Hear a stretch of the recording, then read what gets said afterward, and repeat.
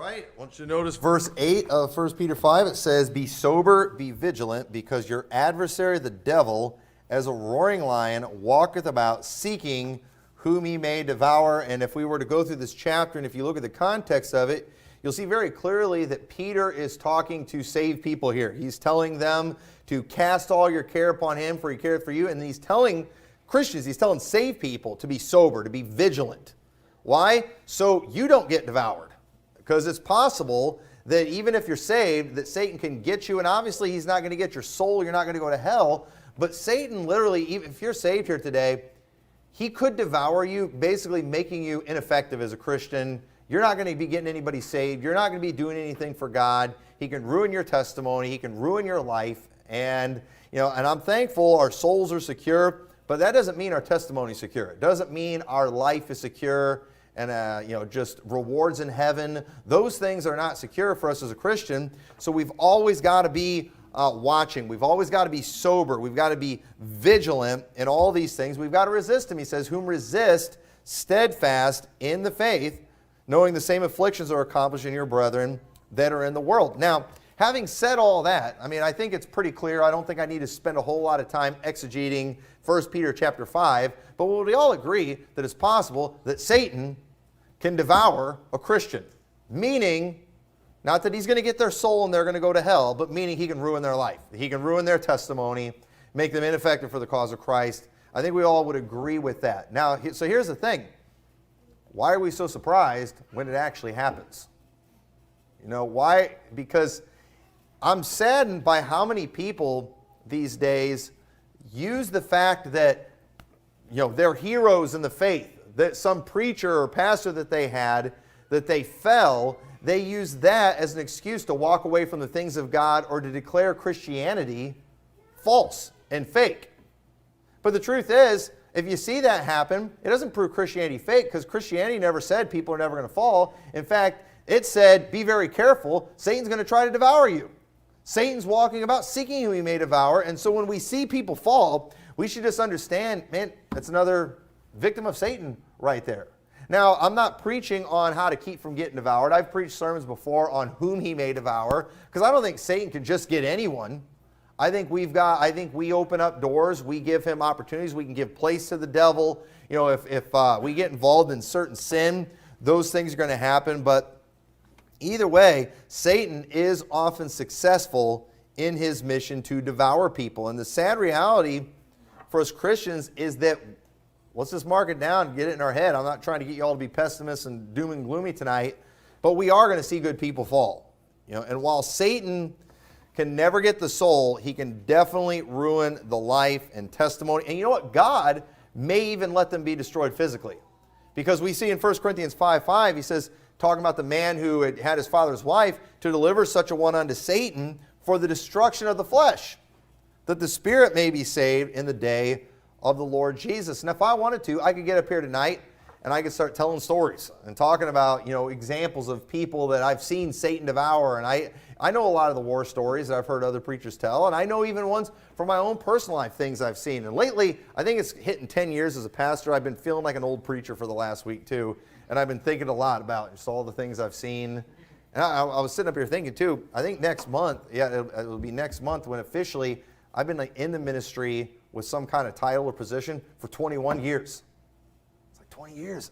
I'm too young to have done something for 20 years. That's what I like to tell myself.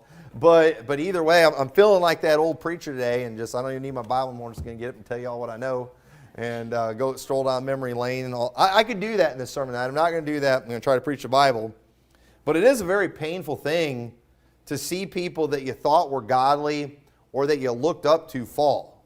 And again, often people use that as an excuse to quit serving God. But we just need to accept the reality, this kind of thing's going to happen. And if you are in this church for any length of time, you are going to see people fall. You're going to see people that you loved, people that you respected, that you cared about. They're going to walk away from the things of God. They might get into deep sin. And it's a sad reality. And, because sometimes it's a case of they went out from us because they were not of us. But sometimes it was somebody who was of us and Satan devoured them. Satan got them. And That's just the reality. And so when the Bible has warned us about this, when the Bible has told us to be sober and to be vigilant because of this, why would we let that destroy our faith? And I'm afraid sometimes it's because our faith is often in people instead of God. And if our faith is in God, if we believe the Bible, then we really shouldn't be thrown for a loop at all when this kind of thing happens. But what I want to talk about tonight, though, is I want to talk about doing right in spite of bad examples, because, thank God for the good examples. We could talk about that tonight. I could talk a lot about good examples I've had in my life, but I want us to look at examples in the Bible of just horrible examples. People who did right in spite of bad examples. All the excuses that Christians commonly use today for why they quit serving God or why they messed up or whatever, we can see examples in the Bible of people in similar situations, sometimes even more difficult situations, where they did right anyway, and in spite of bad mentors. And look what it says in Psalms chapter 91. Before we get into some of these examples, I want to read this passage. Psalms 91 verse 7 says, 1,000 shall fall at thy side, and 10,000 at thy right hand, but it shall not come nigh thee. Only with thine eyes shalt thou behold and see the reward of the wicked, because thou hast made the Lord, which is my refuge, even the Most High, thy habitation. There shall no evil befall thee, neither shall any plague come nigh thy dwelling. For he shall give his angels charge over thee, to keep thee in all thy ways. They shall bear thee up in their hands, lest thou dash thy foot against a stone. And what he's talking about here is just showing how you're going to see bad things happen. You're going to see 1,000 fall. You're going to see all these things go down that are bad. But he's saying it's not going to come nigh to you. Why? Because the Lord is your refuge. And what we've got to learn to do as Christians, what you need to learn to do right now, is to find comfort in the fact that you are with God, instead of comfort in the fact that you are with people. Now, thank God for a church where we can come together and we can get around people who are like us. Anybody ever feel like a weirdo being out in the world today? I mean, I think we feel it more and more. Just today, you can feel like a weirdo going to the store without a mask on. You're like the oddball there. But, don't we love getting around people of like faith? Because then we don't have to feel weird. We can, and so we get comfort in that. And you know what? That's not wrong. But what you've got to understand, though, is it's more important that we know how to find comfort and security with God. Because people mess up. And there's a lot of preachers out there today that are preaching the truth on things because they know they've got these other great preachers standing with them. That's why you've got a lot of preachers out, a lot of the preachers that are preaching things today, they're going to get up. A lot of the conferences you go to, and probably some of the ones we're going to go to, one of the things that you're going to hear, all right, let me just do a prophecy for you. If you go to a Baptist conference, this is what's going to happen when they get up. They're going to try to get everybody to stick to the old paths, blah, blah, blah. You all know that. We're all for that. But then they start name dropping the old guys. We're standing with them. We're standing with the greats. We're standing with Jack Hyles, Oliver B. Green. Let's roll off. We're standing with all of them. Why are they doing that? So we don't have to feel weird. So we don't have to feel alone, because that's how you often feel. But the problem is, you start looking at all those guys, you can find faults in every one of them, and people are doing that all the time. And either way, we're supposed to get our refuge in the Lord. That's where we're supposed to be getting it. And the way we're going to do that, the best way to do it, is to get up and show people, this is why we believe what we believe, this is what the Bible says, this is what God thinks. That's where we should find that refuge. And we could preach a whole message just on that, but I want to go to these examples, because either way, while I'm glad you find comfort in getting around people of like faith, you should be fine without them. You should be fine by yourself, because if you have God with you, then you're not by yourself, are you? And I want to say that too, because just in case 1,000 fall at your right hand, just in case Liberty Baptist Church ever goes liberal and compromises, in case that ever happens, because I died and wasn't here to stop it, because it's not going to happen on my watch, right? But if that ever happens, hopefully there'll be somebody in here that still gets through this, that'll still be doing the right thing. And if anybody does make it through, it's going to be because they've learned to make the Lord their refuge rather than people. And you better work on that, because you are going to experience some of these things. And as somebody who's been in the ministry now for a long time and pastoring for over a decade, I can tell you, this is just a fact. Right? This is what's going to happen. And so let's look at some of these examples. So turn over to 2 Samuel chapter 1. One great example of someone who did right in spite of a bad example was David when it came to King Saul. David loved King Saul. David respected King Saul. King Saul was a great man at one time, wasn't he? He had the Spirit of God. He did great things for God. We see that Saul was, he was it. He was God's anointed. He was the king of God's people. But you know what? Saul messed up later. We know the story. We're not going to go through the entire story of Saul, but we know that Saul messed up bad. We know Saul died on the battlefield the day after going and seeing a witch. That's not a good way to end things. But that was somebody that David loved. And in 2 Samuel chapter 1, verse 19, after David finds out about Saul dying, and we're not going to go through all the story, but look at what David said in verse 19. He says, "The beauty of Israel is slain upon thy high places. How are the mighty fallen?" And David here, he's sad, he's brokenhearted. If I was David, I'd have been glad Saul's gone. It's like, man, this guy's been trying to kill me for a long time. But no, David loved Saul. David hated the fact, David was brokenhearted over the fact that Saul hated him, because David loved Saul. David, he remembered what Saul used to be. And so when Saul is doing all these things, then when Saul gets in trouble with God and he falls, David isn't glad over this. David is sorrowful over this. But you know what? David didn't give up, did he? Think about this too. David, when he first meets Saul, it was when he was a young boy, because they needed somebody to play a harp for him to help drive that evil spirit from Saul. And Saul loved David at first. David ended up being the one to kill Goliath. And so David had that good relationship with Saul until Saul hears that song about David, where Saul has slain his thousands, David his 10,000s. And this man who David admired, loved, and respected, somebody who David understood was God's anointed, David watched Saul slowly lose his mind, didn't he? David even experienced Saul trying to kill him. David saw, and here's another thing too, turn over to 1 Samuel chapter 24, because this is something I think that probably all of us in here can relate to. We've seen something like this, and if you have not seen this, I promise, if you stay in this thing for any length of time, you will see this. And this is, I think, probably one of the most frustrating things for people to see. This is something that often makes people just kind of give up and think, there's just no point to this. This is a discouraging thing to see. But in 1 Samuel 24:16, it says, "And it came to pass, when David had made an end of speaking these words unto Saul, that Saul said, Is this thy voice, my son David? And Saul lifted up his voice and wept." This was after David cut off Saul's skirt in the cave. David could have killed him while Saul was out trying to kill him, but David didn't want to do it. He didn't want to touch the Lord's anointed. And so David reveals to Saul, "I had you. I could have killed you, but I didn't do it." And so now Saul is speaking here. And then he says, "And he said to David, Thou art more righteous than I." Well, that sounds pretty good. It sounds like Saul is repenting right here, doesn't it? And you know what? Saul was repenting right here.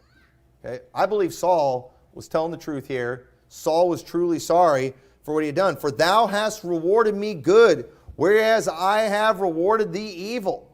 It's confession time here. He's getting it right. "And thou hast showed this day how that thou hast dealt well with me. For as much as when the Lord had delivered me into thine hand, thou killedst me not. For if a man find his enemy, will he let him go well away? Wherefore the Lord reward thee good, for that thou hast done me this day." David, I hope good things happen to you because you spared my life today. This is like a camp meeting here. This is like when the guy comes forward to the altar to get right. The guy we've been praying for, man, we've been praying the Lord would work on his heart. We've been praying that the Lord would turn him around. We've been praying that the Lord would help this man with his rebellion. We finally came to the altar and he got it right today. And man, he got up there and he prayed. He confessed his sin to the church. He was weeping. He was crying. Glory to God. But then a few months later, they're right back to doing the same thing again. Now here's the thing. Was it real? Was it not real? It was real. I believe it was real. But it didn't last. You know why? Because people are just weak. Sometimes people mess up and then they mess up again. David saw this with Saul. It says, and now, behold, I know well that thou shalt surely be king, and that the kingdom of Israel shall be established in thine hand. Saul knew, hey, David, I know I'm going to lose the kingdom. That's one of the reasons Saul hated David so much. He was threatened by the fact he knew that God was going to give the kingdom to David. And Saul, he admits it. It's going to be yours, David. But then he says, swear now, therefore unto me by the Lord, that thou wilt not cut off my seed after me, and thou wilt not destroy my name out of my father's house. And David sware unto Saul, and Saul went home, but David and his men gat them up into the hold. So why didn't David and his men end up going with Saul now at this? I mean, Saul's confessed. Saul's told David, I know the kingdom's going to be yours. You're more righteous than I am. But you know what? Saul didn't go with David. You know why? Because while Saul's heart was in the right place at this moment, it wasn't going to stay there. And we see in chapter 27, it says, and David said in his heart, this is after this event with Saul, I shall now perish one day by the hand of Saul. There is nothing better for me than I should speedily escape into the land of the Philistines, and Saul shall despair of me to seek me any more on the coast of Israel. So shall I escape out of his hand. So, and then in verse 4, it says, and it was told Saul that David was fled to Gath, and he sought no more again for him. You know why? Because Saul was looking for David again, ready to kill him again. Remember, Saul's a saved man. And Saul is somebody who saved, who messed up, who got right, who confessed what he did, and then you know what he did? He went and did the same thing again. He went and did the same thing again. I mean, sometimes you do. You just wonder, can people ever change? And I remember, going to the same church for 23 years, I saw people just get things right over and over and over again, and it used to just frustrate me greatly. I remember as a 12-year-old boy watching a guy get up in church, apologizing to the church for getting out of church and getting away from God and going back to drinking and going back to doing all these things. And he's like, I'm getting that right. I'm done doing that. I'm getting back in church, and I'm never getting out of it again. And I remember sitting there thinking, yeah, he is. I remember I had that as a 12-year-old. I was like, he's going to do it again. He always does it. And you know what? He did. He did. Many times over the years. It was always kind of in and out. Just back and forth. And when you see that kind of thing, people often get a real cynical attitude and they think, can anybody even change? Is any of this real for anybody? Are we all just faking this thing? But folks, I don't want to get ahead of myself, but again, remember, we still have this sinful flesh. That sinful flesh isn't going to go away until the rapture. And we've got to understand that at any point in our life, if we quit being sober and vigilant, our adversary, the devil, might end up devouring us. So we've got to just get this in our head. And because it's a discouraging thing when you believe someone's repentant and it turned out to be fake, or just that it didn't last. And I think that's probably it most of the time. It just didn't last. I think Saul meant it when he was confessing to David. But I think David looked at Saul and said, you're going to change your mind. That's what I believe is going on. And Saul changed his mind. And we do. We all want to believe people can change, but the fact is people rarely do. It happens. But a lot of times people they keep having the same problems. And it's frustrating. And David, it's amazing that he still wanted to serve God and that he was a good king for as long as he was when you consider the mentor he had. He could have easily despaired of his life, but you know what? We read many of the Psalms that he wrote during that time, and you know what we see David doing? We just see him trusting in the Lord. You look at a lot of the Psalms, there's a lot of passages we could go to about David just making the Lord his refuge, about resting in the Lord, about trusting in the Lord. You know when he wrote a lot of those things? When Saul was chasing him. Because David probably felt really alone during those times when Saul's going after him. Even when Absalom later is going after him and people in his kingdom are turning against him, David often found himself in situations where he was very alone. But you know what he would do when that kind of thing happened? He'd just go running to God. He would get just as close to God as he could, and you're going to have to learn how to do that. There is going to be times in your life where people that you love, people that you respect, that you thought the world of, they're going to mess up. They're going to fall, and you know what? Don't run away from God. Just run closer to Him. So you know what? I'm just going to start paying a little more attention to God than I am people. It's a lot easier to pay attention to people because they're flesh and blood. They're right there in front of you. It doesn't take faith. I don't have to have faith to have a relationship with any of you. I just need to spend time, just need to talk, all those things. But when it comes to God, these things do require faith. And unfortunately, too many people today, you see it just knocking on doors. I think somebody mentioned it today. Just when you're out knocking on doors, one of the reasons a lot of people don't want to go to church, they've had too many bad experiences with people in church. What happened? They saw people fall. They saw Satan devour people. It's going to happen. We've been warned. So another example, now David, unfortunately, while we do see him as a great king, and here's another thing you got to understand too. Well, let me briefly touch on this. Many great people have short periods of time in their life where they do some pretty bad things, where they understand if somebody has a ministry, all right, of doing 20, 30 years doing great things for God, and then they have one bad year, that doesn't take away the 20 or 30 years of good things that it does it. But everybody's going to remember that one bad year, aren't they? And we've got to understand that some of the greatest people in the Bible had periods of time where they didn't do very good, including David. Okay? And we know that with David, while David, to see how positive the Bible speaks of David is really amazing sometimes. And it's a reminder of just how forgiving God is. Because David did some pretty bad stuff. But at the same time, I don't want you to think I'm like contradicting myself now because we use David as a good example, but now we're using him as a bad example. Good. Because sometimes people have periods of time where they do great and then mess up. But let's look at the story between Joab and David. Okay. Now, I personally, I sympathize with Joab. Okay? That's just what I do. When I read about him, I think his story is a sad story. But remember, David is the sweet psalmist of Israel. He was somebody he was a man after God's own heart. So keep that in mind. But Joab, who was a close servant of David, he saw some pretty bad stuff, didn't he? Let's look at some things that Joab saw. So first off, turn over to 2 Samuel chapter 11.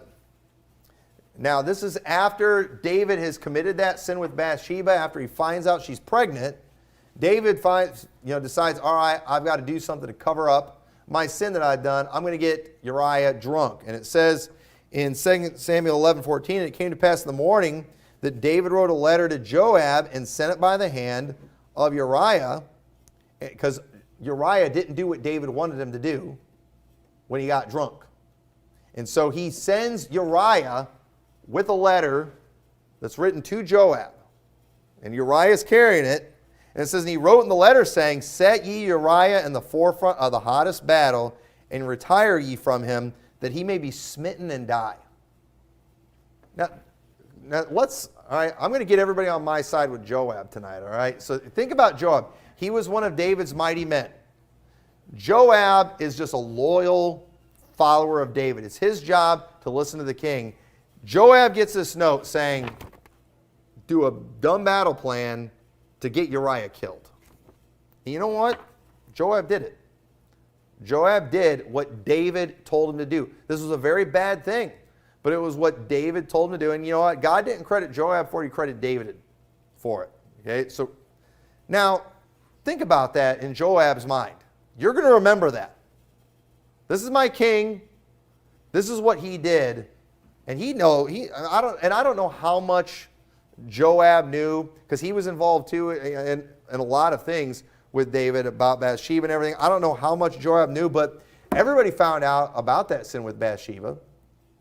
And Joab probably, at some point, if he didn't already know, he knew. Now, I know why David wanted Uriah dead.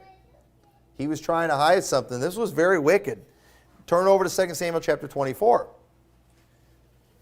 Notice this story. It says, and again the anger of the Lord was kindled against Israel, and he moved David against them to say, go number Israel and Judah. For the king said to Joab, the captain of the host which was with him, go now through all the tribes of Israel, from Dan even to Beersheba, and number ye the people, that I may know the number of the people. So David's telling Joab to go do this thing. And Joab said unto the king, now the Lord thy God add unto thee the people, how many soever they be an hundredfold, and that the eyes of my lord the king may see it. But why doth my lord the king delight in this thing? Notwithstanding, the king's word prevailed against Joab. Now let me ask you, who was right in this situation? Joab was right. But David's word prevailed. Why? Because David outranked Joab. And so it says, and Joab and the captains of the host went out from the presence of the king to number the people of Israel. It was Joab that went and did the thing for David that Joab knew was wrong. Joab is out doing something that he knows is going to be bad for the kingdom, something that he knows is going to displease God, but he did it. Why? Because he was loyal to David, because he was obedient to David the king. Now, and then, jump down to verse 9. And Joab gave up the sum of the number of the people unto the king, and there were in Israel 800,000 valiant men that drew sword, and the men of Judah were 500,000 men. And David's heart smote him after he had numbered the people. And David said unto the Lord, I have sinned greatly in that I have done, and now I beseech you, O Lord, take away the iniquity of thy servant, for I have done very foolishly. And you know what? Joab had to be standing there saying, I told him. I told him not to do it. But he went and did it anyway. And you know what happened? God sent that destroying angel, and thousands of people died in Israel that day because of what David did. And you know what? Joab had to be standing there the whole time when all those people are dying. He knows why it's happening. He knows what God's doing. Now, folks, at this point, I'd like to think I'd have probably quit as his general after the thing with Uriah. I'd like to think that, I probably would have started having negative feelings towards David, at least after this sin right here of numbering the people, something that upset God very much. But so Joab has seen all these things. And then in 2 Kings chapter 1, turn over there. Now, you all know the story here. David is getting old. David is getting close to death. And David has not named the next king. David has not let everyone know who it is. It was supposed to be Solomon. David knew it was supposed to be Solomon. God had revealed that to him. Nathan the prophet knew it was supposed to be Solomon. His wife Bathsheba knew it was supposed to be Solomon. But no, he hasn't said anything. He hasn't done anything about it because David just was kind of a do-nothing parent when it came to his family. We see that's how he operated with his family. He was just kind of a do-nothing dad, unfortunately, and his kids were terrible. And so Adonijah, his son, then Adonijah, the son of Haggith, exalted himself, saying, I will be king. And he prepared him chariots and horsemen and 50 men to run before him. And his father had not displeased him at any time in saying, Why hast thou done so? And he also was a very goodly man, and his mother bare him after Absalom. And he conferred with Joab, the son of Zeruiah, and with Abiathar the priest, and they followed Adonijah and helped him. Now, I don't know for sure, and I'm not really going to worry about debating whether or not it was right or wrong for Joab to follow after Adonijah. Because here's the problem. Did Joab know that it was supposed to be Solomon? And you have Adonijah saying, I'm the next king, and David's not doing anything about it. So wouldn't you just assume it's probably okay? If you saw my child doing something really bad, but I'm watching it and not doing anything about it, you would just assume, well, he must be okay with it. He must be okay with his behavior if he's not doing anything about it. So I don't know that Joab was necessarily wrong in following Adonijah in this situation. But, either way, it was kind of seen as almost a betrayal of David. And we're not going to go through that whole story. But either way, this turned out to be a big mess for Israel. And it wasn't just Adonijah's fault. It was David's fault because he did nothing. And Joab kind of got stuck in the middle in this bad situation. So Joab is somebody that I see a guy who was just loyal to David, just did everything David wanted him to do, but he had made one mistake years before. Now turn over to 2 Samuel chapter 3. 2 Samuel chapter 3. Because I might very well be wrong about this. If somebody wants to share some detail with me I'm missing, that's fine. But I don't particularly care for how things went down for Joab. Now, actually, so keep your finger in 2 Samuel 3. Turn to 1 Kings chapter 1. So in 1 Kings chapter 2, verse 28, says, Then tidings came to Joab For Joab had turned after Adonijah, though he turned not after Absalom. So, Joab was faithful to David with Absalom uprising, but not with Adonijah. He followed after him. But again, David didn't say anything. Okay, I'm making excuses for Joab, but I don't care. I like him. It says, Joab fled unto the tabernacle of the Lord and caught hold on the horns of the altar. And it was told King Solomon that Joab was fled unto the tabernacle of the Lord, and behold, he is by the altar. Then Solomon sent Benaiah the son of Jehoiada, saying, Go fall upon him. And Benaiah came to the tabernacle of the Lord and said unto him, Thus saith the king, Come forth. And he said, Nay, but I will die here. And Benaiah brought the king word again, saying, Thus said Joab, and thus he answered me. And the king said unto him, Do as he hath said, and fall upon him, and bury him, that thou mayest take away the innocent blood which Joab shed from me from the house of my father. Now, notice the reason that they killed Joab, it was not because of him following Adonijah, because again, I don't think that was worthy of death. But I think Solomon was probably bent out of shape because, Adonijah wanted to be the king when he was supposed to be the king. So Solomon's been out of shape. So he doesn't say kill him for following after Adonijah. He said kill him to get rid of the innocent blood which Joab shed for me from the house of my father. And the Lord shall return his blood upon his own head, who fell upon 2 men more righteous and better than he, and slew them with the sword. My father David, not knowing thereof, to wit, Abner the son of Ner, captain of the host of Israel, and Amasa the son of Jether, captain of the host of Judah. Their blood shall therefore return upon the head of Joab, and upon the head of his seed forever. But upon David, upon his seed, and upon his house, and upon his throne, shall there be peace forever from the Lord. Now, what was this story? Well, we don't have time to read through all of it, but go back to, so it's 2 Samuel chapter 3. It says, And when Abner was returned to Hebron, Joab took him aside in the gate to speak with him quietly, and smote him there under the 5th rib, that he died for the blood of Asahel his brother. So Abner was somebody who at this time was working with David, was helping David, but Joab hated him because he killed his brother. Okay? Now, if somebody kills your brother, you want vengeance, right? You want to kill him back. He had been wanting to get him and didn't have an opportunity, but now there's kind of an alliance with David, and so it makes David look really bad when Joab's killing him like this. But Joab had a personal vendetta against this guy, and so he killed. Now, David had nothing to do with this. David didn't know about it, but David afterward, when he heard of it, he said, I and my kingdom are guiltless before the Lord forever from the blood of Abner the son of Ner. Let it rest on the head of Joab and on all his father's house, and let there not fail from the house of Joab one that hath an issue, or that is a leper that leaneth on a staff, or that falleth in the sword, or that lacketh bread. And Joab and Abishai his brothers slew Abner because he had slain their brother Asahel in Gibeon in the battle. So here's the thing. Why didn't David just take care of Joab way back then? You know why? I think it was because Joab was just too valuable of a guy. He was too valuable of a soldier. It was wrong what he did in this situation, but David's like, man, I don't want to get rid of one of my best warriors. And so he ends up using him all these years. Joab's loyal to him. Joab helps him, even though Joab was a voice for good when David's trying to do the wrong thing. But then, when it finally came down to it, at the end, he makes a mistake, following Adonijah, probably not something he should have done. And then they decide, you know what? Now you die for what you did way back then. Now, folks, you see why I feel sorry for Joab? And let me tell you something. There's people out there who have served the Lord, who have served in their churches, who have served their pastors, only to be treated like garbage, only to be thrown under the bus, only to be seen as collateral damage. And you know what? That'll make a person want to walk away from the things of God.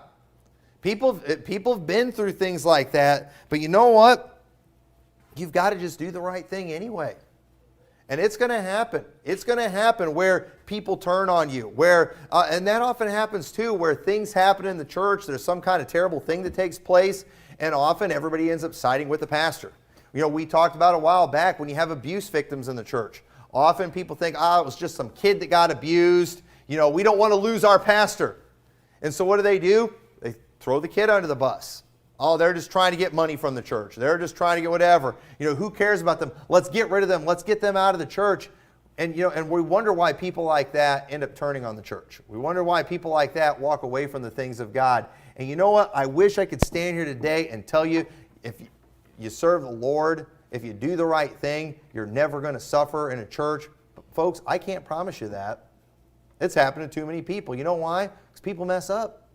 Satan devours people. Satan devours churches. Satan devours pastors sometimes. And so I'm not being a doom and gloomer in this message tonight, but I'm just telling you, we better be ready and be prepared to see people fall and to see some really bad things happen amongst God's people. But when it does, we just got to get that to motivate us to get even closer to God, because it's going to happen. Turn over to 1 Samuel chapter 25. Let's look at another great example of someone I see. And this is Abigail, who ended up becoming the wife of David. It says in verse 3, it says, "And the name of the man was Nabal, and the name of his wife Abigail, and she was a woman of good understanding and of a beautiful countenance. But the man was churlish and evil in his doings, and he was of the house of Caleb." And we don't have time to go through all of Nabal's story either, but you all know the story. David and his men, they came and they needed some help from Nabal. They had the power, they had the ability, they could have just gotten what they wanted from Nabal. But you know what? They did the right thing, they did the polite thing, they were courteous, and they asked him for it. They wanted him to do it voluntarily, and Nabal, just because he was an evil, cruel man, he was just like, who is David? Who is this son of Jesse? You know what? This is probably just another rebel. You know what? I'm not helping him. And y'all remember the story? David found out about it. He got really mad, and he's like, you know what? Nabal's going to die. We should have just went, because this was humiliating to David. David goes and just being kind, he's being humble, and just offers him goodwill and kindness. Nabal ends up humiliating him in front of his men. And you know what David did? He's like, all right, he's going to pay now. He's going to pay. And which would have been the wrong thing for David to do. And you know the story. Abigail, she ends up coming to David, and she ends up helping him anyway. She ends up helping David, and then David realized, man, I was about to make a big mistake. It would have been wrong for me to do that. It would have been wrong for me to go and kill Nabal. God took care of us anyway. And then you see Nabal ends up finding out what his wife did, and he just turned to stone pretty much, and he died. The Lord killed him. God smote him. And let me just mark that verse down too, for people ask all the time, women are always asking, what if my husband's a reprobate? Be like Abigail. Be like Abigail. Maybe God will kill him for you. That's what I always hope will happen in situations like that. But think about this. What Abigail's actions that she did too. Understand this, because people use this as an excuse, be disobedient to her husband, all that kind of stuff. But Abigail's actions were not against her husband. They were actually for her husband.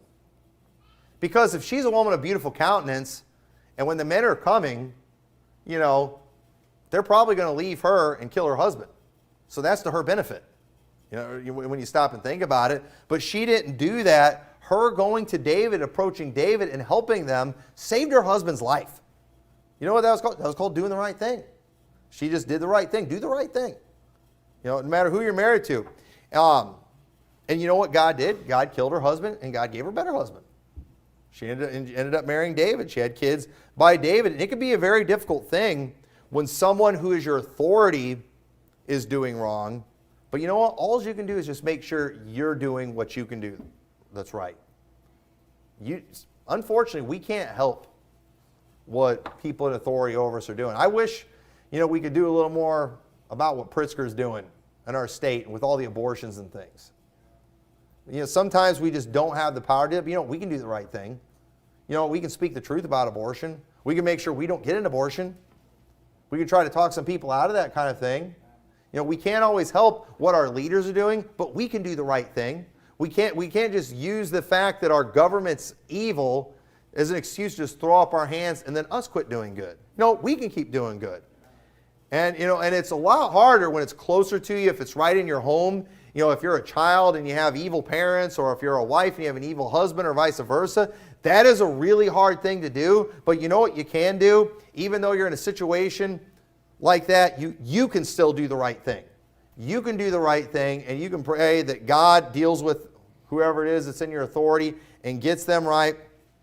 But either way, Abigail did the right thing, and God blessed, and that's all you can do. Another example we can look at is Joshua. Joshua and Moses. Now, Joshua was very close to Moses. Joshua saw Moses get angry, break the tables of stone. Joshua was there for that. Joshua was there when Moses smote the rock. Joshua, he was somebody who saw Moses at his best. He saw him at his worst. But you know what we see, and we're not going to take time to read all the stories on this, but Joshua, you know what he did? He focused on the good that he saw Moses do. Remember in Joshua 8, we went through that a few weeks ago, and that story where Joshua held up the spear and the people prevailed. And it said it's a reminder of when Moses lifted up his hands and the people prevailed. We see Joshua doing a lot of the same great things that Moses did. We see waters parting for Joshua too, don't we?